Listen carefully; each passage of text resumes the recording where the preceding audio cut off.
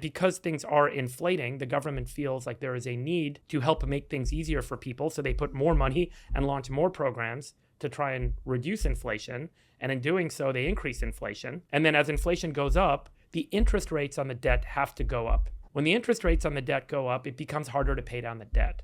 And so our $33 trillion of debt, a good 50% of it is getting refinanced now, where the interest rate moves from an average of about 3% to 5%.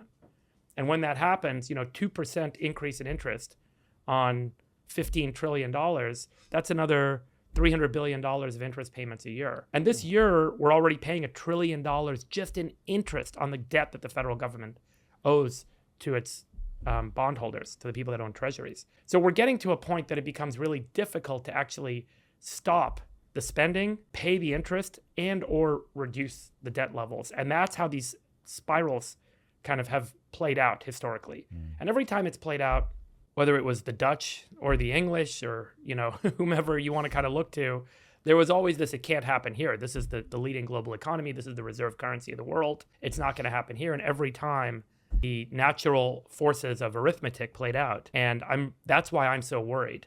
I think that the U.S. needs to, the U.S. voting population needs to be really thoughtful about voting for one's individual self-interest and voting for the safety of the Union, of the United States over the long run. Can we create a circumstance in this country where people recognize that we need to reduce spending and that people are going to lose benefits? They're going to lose things that they've otherwise had for some period of time. And that is a nearly impossible thing to make happen in a democracy where individuals get to vote.